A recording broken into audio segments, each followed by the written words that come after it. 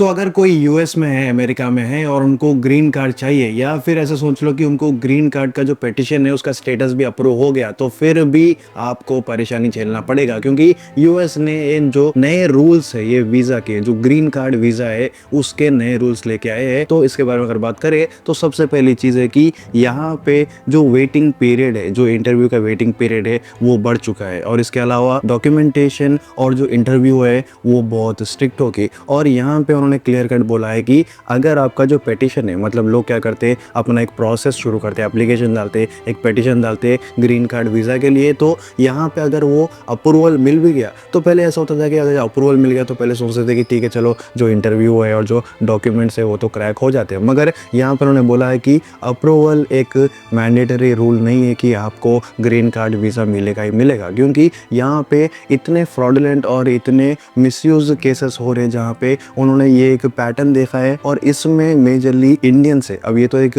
Global issue है, मतलब ये यूएस बस इंडिया के लिए नहीं कर रहा, मगर ये जो ग्लोबली जितने भी कंट्रीज है उसके लिए, मगर इंडिया का जो पैटर्न है वो बहुत ज़्यादा है। अब इसमें एक मेजर पैटर्न जो देख के आए थे वो ये दिख रहा था कि जो फैमिलीज है ना, जो एक मैरिज के नखरे कर रही है, एक स्पैम है, ये एक मिसलीडिंग मैरिज, एक झूठ मूठ की शादी करना, या फिर किसी को भी झूठ मूठ का शादीशुदा लड़के है या फिर लड़की है जैसा एक डॉक्यूमेंट साबित करना, ये सब कुछ चल रहा। तो ऐसे चीज़ों से बचने के लिए ये एक मेजर रूल लेके आए। और इसके अलावा ऐसा बोल रहे कि अगर कोई भी पूरी फैमिली को ग्रीन कार्ड वीज़ा मिल रहा तो सबका इंटरव्यू होगा और पहले के जैसा ईजी नहीं होगा, और सबके जो डॉक्यूमेंट्स है वो वैलिडेशन करेंगे। और इसके अलावा भी उन्होंने बोला है कि अगर ग्रीन कार्ड मिल भी गया तो भी आप सेफ नहीं है, क्योंकि अगर बाई एनी चांस किसी भी प्रोसेसिंग में बाद में भी अगर फ्यूचर में भी ऐसा दिखा कि आप पहले कुछ फेक डॉक्यूमेंट सबमिट करे थे, तो आपको वहीं का वहीं डिपोर्ट किया जाएगा और जो ग्रीन कार्ड है वो छीन लिया जाएगा, मतलब आप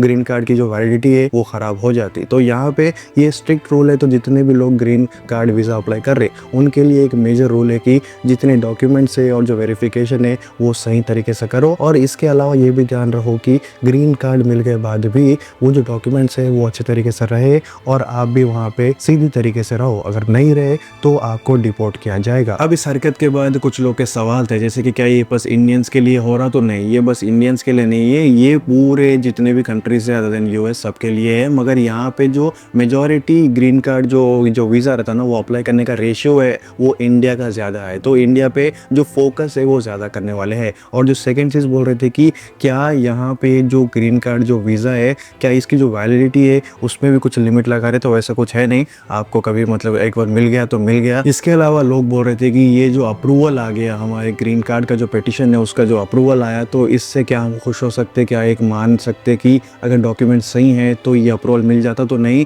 जो इंटरव्यू प्रोसेस है वो भी बोल रहे थे कि बहुत स्ट्रिक्ट होगा, अगर उसमें कुछ भी नखरे हुए तो शायद से आपको नहीं मिल सकता। तो ऐसे कुछ अपडेट्स है, इसकी वजह से बहुत सारे स्ट्रिक्ट रूल्स आने वाले हैं और भी बोल रहे हैं। तो ये अपडेट्स की वजह से शायद कुछ रेशियो होगा जहाँ पे जो एक ऐसा बोल सकते हैं कि डिसएग्रीमेंट है वो होगा और जो ग्रीन कार्ड का वीज़ा है वो रिजेक्ट होगा। तो यहाँ पे जितने भी लोग अप्लाई कर रहे हैं ये सब बातों का ध्यान रखो, और जो भी लोग यूएस जा रहे हैं सबके साथ ये वीडियो शेयर करो, और कोई भी नए हैं एक लाइक कर दो और सब्सक्राइब कर लो।